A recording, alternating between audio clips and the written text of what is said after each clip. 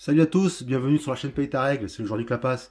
Et aujourd'hui, on se voit pour la critique du jeu Wondrous Creature. Allez, à tout de suite.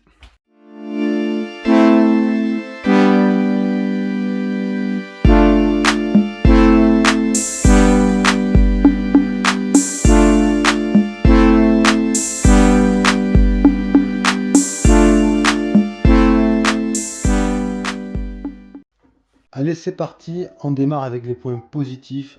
Alors, premier point positif que j'ai beaucoup aimé dans ce jeu, et bien regardez, j'ai un peu déployé devant vous, c'est que c'est un jeu très joli, de belles illustrations, un beau matériel. Alors, on le voit, le matériel qui est super beau avec déjà les chefs là, ici. Ces petits meeples de bois avec les capitaines, ils sont magnifiques. Et en plus, il y a le recto, il y a le verso jusqu'au bout dans les détails. Donc on voit voilà, le devant, le derrière du personnage. Et ça, c'est pour chacun des persos. Et il y a 10 persos. De même, pour rester sur les persos, enfin les capitaines, on les a ici se représenter, superbement représentés. Donc celui-là, par contre, je ne crois pas qu'il sera dans la version commerciale. Parce que c'est un bonus, c'est un stretch goal. Et puis bon, voilà l'illustration de chaque perso, c'est magnifique. Ils sont super belles. Ça, vous avez vu quand j'ai fait ma partie en solo de Freya. Ici, hop, Marie, Aoa. Donc c'est magnifique chaque fois. Et puis au dos, on a pour jouer en solo, on a les niveaux de difficulté avec Tingen que vous avez pu voir. Alors il y en a deux où il y en a. Voilà, ça reste noir parce qu'il n'y a pas de bot de l'autre côté d'automate, mais les autres, on a chaque fois euh, par couleur. Donc on a deux bottes de chaque couleur en fait, puisque on a quatre niveaux de difficulté. On a deux verts, deux bleus, deux marrons et deux rouges pour les niveaux de difficulté les plus élevés. Alors pourquoi deux? Alors c'est la même chose, c'est parce qu'en fait, si jamais on veut prendre un personnage, et par exemple si je veux prendre Octavia, eh bien je peux quand même la prendre puisque hop, je me servirai du bot rouge quand même. Il y a un autre personnage qui va servir comme ça au recto de bot. Donc ça, c'est vachement bien pensé. On voit également la qualité des meeples pour les crew members. Pour chaque couleur, hein, on a deux jeux. Alors ça, je ne sais pas si dans la version commerciale, il y aura deux jeux. Mais vous voyez, c'est magnifique ces meeples de bois. Hop, on peut aimanter, hein, comme vous avez pu le voir dans les vidéos. On aimante son capitaine dessus, ça fonctionne super bien, ça tient. C'est pas cheap, c'est nickel, ça tient super bien. Euh, chaque couleur a ses petites créatures qui sont toutes aussi jolies les unes que les autres. Mention particulière avec les blancs, ça fait vraiment penser ça au voyage de Chihiro là, à Aku. Le rouge, vous l'avez pu le voir quand j'ai fait la partie solo avec ces deux créatures. Et une exclusivité KS en violet, on peut remplacer n'importe quelle figurine, enfin petit meeple de bois par les violets si on le souhaite. Le plateau est de bonne qualité, bien épais. On a l'impression qu'il y a un petit fini dessus tissé, même si c'est pas exactement ça, mais c'est légèrement granulé.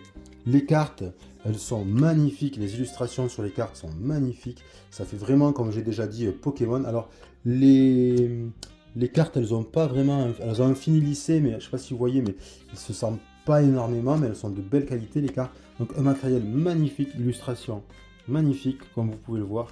C'est splendide, vraiment splendide. L'iconographie dessus, c'est très clair, très carré.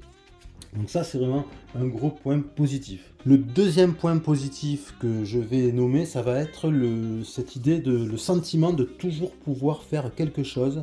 Toutes les cartes dans ce jeu, on a l'impression que toutes les cartes peuvent servir, quelle que soit la situation, on peut toujours s'en sortir. On a beaucoup de choses à faire, et donc du coup, c'est pas un jeu qui est frustrant. Au contraire, c'est un jeu qui offre toujours des solutions et même plusieurs solutions. Donc c'est toujours une affaire de choix. On fait jamais, on se dit jamais ah ouais j'ai un jeu pourri, comment je vais faire. Non, il y a toujours des choses à faire parce que en fait dans ce jeu on peut jouer avec les icônes animaux, évidemment c'est central dans le jeu, mais il y a aussi les icônes habitat, il y a aussi les points que rapporte la carte, il y a également le type de carte et il y a le pouvoir en lui-même que fait la carte. Donc il y a tellement de paramètres sur une seule carte que on va toujours trouver façon d'utiliser n'importe quelle carte et ça c'est super agréable. Le troisième point positif que je donnerai à ce jeu, c'est le système de combos, les combos qui se déclenchent plutôt facilement, qui sont punchy, qui rendent le jeu dynamique et très satisfaisant. On sent qu'il y a toujours un moyen de faire de jolis combos et ce combo ils sont pas très compliqués à voir, puis ils arrivent vite. Ça, c'est lié au point précédent, hein. Donc, on trouve toujours moyen de comboter. Les cartes, elles sont bien liées entre elles. Et donc, du coup, c'est ce qui rend le jeu très satisfaisant. Le quatrième point positif, ça va être bien la mécanique de course aux objectifs. Ça, c'est super intéressant, puisqu'en fait, ça crée une belle tension dans le jeu, puisqu'on va essayer de faire donc des objectifs qui sont ici. Et chaque fois qu'on réalise un objectif, on va s'emparer d'un trophée. Et en fait, en s'emparant d'un trophée, donc non seulement on gagne des points qui sont inscrits ici à la fin du jeu, mais aussi le trophée rapporte 3 points à la fin du jeu. Donc plus on en a, plus on va marquer des points. Mais en plus, plus on ramasse de trophées, plus on précipite la fin du jeu. Donc c'est en ce sens qu'il y a une course aux objectifs. Parce que donc, à la fois, ils rapportent énormément de points, donc on a envie de les faire, mais en plus, ils rapprochent de la fin de la partie chaque fois qu'on en prend un. Et ça, vraiment, ça met une très très belle tension au jeu. D'autant plus qu'en fait, on peut aussi gagner des trophées supplémentaires et donc précipiter la fin du jeu en avançant sur la piste à 2 endroits. On voit parfois qu'il y a des indicateurs de points dorés. Donc ici, on peut gagner un trophée et là, on peut gagner un trophée. Ce qui fait qu'on peut aussi surprendre l'adversaire qui peut ne pas s'attendre à ce qu'on fasse un objectif, qui nous surveille. Mais hop, pim, on surprend en déclenchant une carte, par exemple, marron instantanée, qui va nous donner beaucoup de points d'un coup. Et hop, on prend quand même un trophée et du coup, on peut précipiter la fin du jeu. L'autre élément que je trouve vraiment très bien dans ce jeu, c'est la mécanique des œufs. Donc, c'est-à-dire les œufs qu'on va ramasser sur la map, comme vous avez pu le voir dans les précédentes parties, et qu'on va mettre sur notre plateau joueur ici. Donc quand on prend des œufs, on les met ici. Et ce qui est très bien, c'est classique, hein, mais c'est quand même excellemment fait, c'est que chaque fois, ça nous fait gagner des choses dès qu'on prend un œuf. Et en plus de ça, non seulement on gagne des choses immédiatement, des petits cadeaux immédiats, mais en plus de ça, les œufs, ils vont nous aider à réaliser des objectifs. Puisque dans chaque partie, on a évidemment des objectifs de collecte de certains types d'animaux.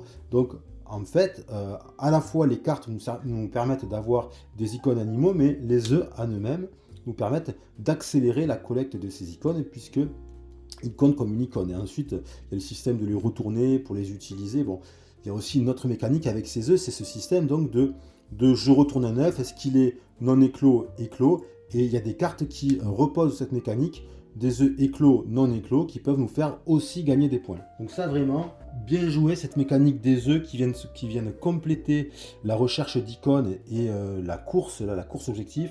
C'est très très bien trouvé. Et enfin, ce que j'apprécie particulièrement dans ce jeu, c'est le fait que chaque carte est unique. Il n'y a pas 2 cartes identiques. Alors oui, on peut avoir des cartes qui sont proches, des cartes qui ont le même pouvoir, par exemple, oui, ça existe, mais si 2 cartes ont le même pouvoir, elles auront par exemple un coup différent, elles auront par exemple un habitat qui n'est pas le même, ou une icône animale qui ne sera pas la même, donc, ou des points qui ne vont pas être les mêmes. Donc on peut trouver des cartes proches, mais jamais 2 cartes strictement identiques. Et ça, c'est vraiment sympa, puisque voilà, on a beaucoup de variétés, on a toujours des surprises, on découvre toujours des cartes ou des combinaisons d'éléments différents dans ce jeu, puisque on a quand même un brave paquet de cartes. Je n'ai pas compté, je ne sais pas combien il y en a, mais voilà, donc les parties se renouvellent à chaque fois avec toutes ces possibilités de cartes qui existent, sachant que dans la partie, le deck tourne, la rivière de cartes tourne quand même pas mal, et ça c'est très agréable. Mais comme vous le savez, nul n'est parfait, donc évidemment, ce jeu peut avoir aussi des défauts ou des irritants, et on va en parler maintenant. Donc les points négatifs, qu'est-ce que j'ai moins apprécié à ce jeu, ou qu'est-ce que je trouve qu'on pourrait faire pour améliorer ce jeu? Eh bien, moi la première chose qui m'a un peu sauté aux yeux, je trouve personnellement, c'est le manque d'objectifs. Voilà. Les objectifs, si on prend les objectifs, donc il y a 3 sortes d'objectifs, il y a les marrons, les bleus, les jaunes. Eh bien, si on regarde, il y a 1, 2, 3, 4, 5. Il y a seulement 5 cartes d'objectifs marrons. Donc en fait, en gros, il suffit de faire 5-6 parties. On va recroiser les mêmes très souvent. Les cartes jaunes, on en utilise 2 par partie, mais il y en a 3, 4, 5, 6, 7. Il y en a 7 seulement. Et les cartes bleues, il y en a 1, 2, 3, 4, 5, 6, 7. Les 7 sortes d'animaux qu'on peut trouver dans le jeu. Donc moi je trouve que c'est pas énorme, il aurait pu avoir un peu plus de variantes, hein. Pourquoi pas demander des cartes avec un certain type d'habitat, par exemple, ça aurait été sympa de croiser ça. Voilà, moi je trouve un petit pack avec des objectifs supplémentaires, ça pourrait être sympa, ça manque un petit peu. Moi j'ai joué une bonne dizaine de parties. Voilà, on voit que les objectifs, on les retrouve assez rapidement, quoi.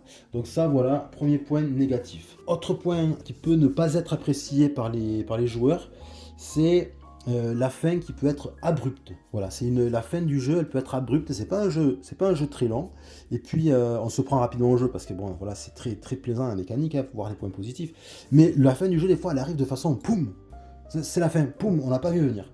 Et ça peut être frustrant pour les joueurs. On l'a pas vu venir parce que, ben, en fait, mine de rien, si on joue trop dans son coin à ce jeu, ben, qu'on regarde pas ce que font les autres, ben, on va se faire surprendre dans la course aux objectifs. Et donc, voilà, c'est la fin du jeu et c'est fini, terminé. On est là, ouais, mais moi je voulais faire des trucs, j'avais plein de trucs à faire, mais c'est terminé. D'autant plus que c'est d'autant plus abrupt la fin qu'on peut encore plus se faire surprendre par justement ce que je disais tout à l'heure, par les trophées qu'on peut attraper sur la piste de score. Ce qui fait que on peut être encore beaucoup plus surpris. Et du coup, c'est lié au troisième point positif que certains joueurs avec qui j'ai joué n'ont pas apprécié, c'est l'inégalité dans le nombre de tours de jeu si le premier joueur n'est pas celui qui prend le dernier trophée.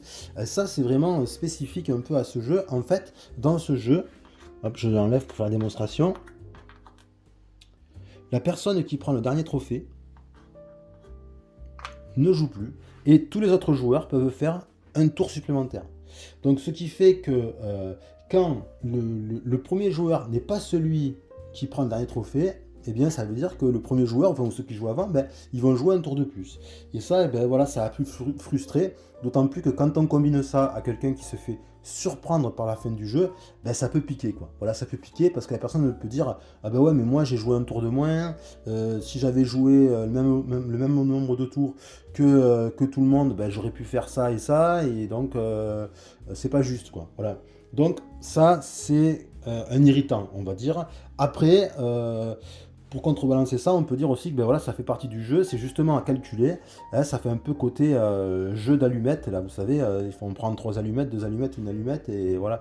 Bon, c'est celui qui a plus d'allumettes qui gagne. Bon, c'est un peu ce système-là, mais en même temps, c'est vrai que ben, pour scorer, on a besoin de prendre des objectifs. Chaque fois qu'on prend un objectif, on prend un trophée. Donc il y a un petit côté un peu là où on est coincé. Donc ça, je pense que voilà, c'est un petit point négatif. Alors j'en ai un autre. Alors est-ce que c'est un point négatif? En tout cas, c'est très personnel. C'est très très personnel ce que je vais dire. Moi, j'aurais aimé qu'on puisse un peu plus construire son moteur. Vous savez que moi, j'aime les jeux où on construit son moteur. Là, on peut le faire parce que on a des cartes jaunes. Alors là, je vais en chercher, mais je ne sais pas si je vais en trouver. Voilà, si, ici. On a des cartes jaunes. Ces cartes jaunes, en fait, c'est ce système un peu de moteur. C'est-à-dire que chaque fois qu'on va faire là, je vais en trouver qu'une. Chaque fois qu'on va faire une recharge, on va déclencher toutes ces cartes jaunes. Ce qui fait que, et moi, ça, je l'ai fait, hein, je l'ai testé. Si on combine beaucoup de cartes jaunes, chaque fois qu'on fait une recharge, on fait un malheur. On gagne plein de trucs, etc. Bon, le truc, c'est que pour déclencher, on va dire, ces cartes de moteur, il faut absolument avoir placé ces 3 meeples sur la map. On ne peut pas la déclencher quand on veut. On ne peut pas dire je recharge alors que j'ai joué que deux ouvriers. Il faut impérativement jouer les 3. Et si on attend de jouer les 3 juste pour faire ça, ben, on fait des coups pourris, enfin c'est pas optimisé, quoi. Donc moi j'aurais souhaité voilà, qu'on puisse un peu plus construire son moteur. Alors comment, j'en sais rien, mais voilà. Mais ça c'est très personnel, hein. Très très personnel. Ça fonctionne bien quand même. Et ensuite, le dernier point négatif que j'aurais à dire sur ce jeu, c'est les cartes concernant les cartes bleues. Alors c'est peut-être aussi personnel, c'est peut-être lié à moi, mais voilà, dans ce jeu, il y a les cartes bleues, elles sont très intéressantes, hein, c'est des passifs, c'est pas la question. Le problème, à l'usure, hein, au bout d'une bonne dizaine de parties, ben, je me suis aperçu que ce soit moi ou d'autres joueurs, hein, en fait, on a tendance à oublier, en fait. On oublie de déclencher les pouvoirs de cartes bleues. Voilà, parce qu'ils sont passifs, ils sont là. Généralement, on joue, on n'a pas les déclenchés. Et puis, ben, quand il faut les déclencher, ben, on oublie. Voilà. Et on se rend compte de ça après, plusieurs tours après, ou carrément à la fin de la partie, on se dit, oh, mais moi j'avais cette carte. Ah, chaque fois que j'ai pris des œufs, je me suis pas pris un point mince. Voilà. Parce qu'ils sont là, elles sont là, et on a tendance à les oublier. Donc, moi, au début, je me suis dit, bon, ben, c'est parce que tu connais pas encore assez le jeu, il faut s'y habituer. Bon, mais je m'aperçois qu'au bout d'une bonne grosse dizaine de parties, c'est c'est toujours le cas, quoi. J'oublie toujours, hein. Et alors, les nouveaux joueurs, n'en parlons pas, hein. Ça, c'est vraiment typique. Donc, ça, c'est un petit souci. Il faut le savoir, il faut être vigilant sur ces cartes bleues. Je vois pas comment faire pour corriger ça, hein. C'est inhérent au passif. Le truc, c'est qu'on peut en avoir quand même un certain nombre, hein, et qui se déclenchent dans des conditions différentes.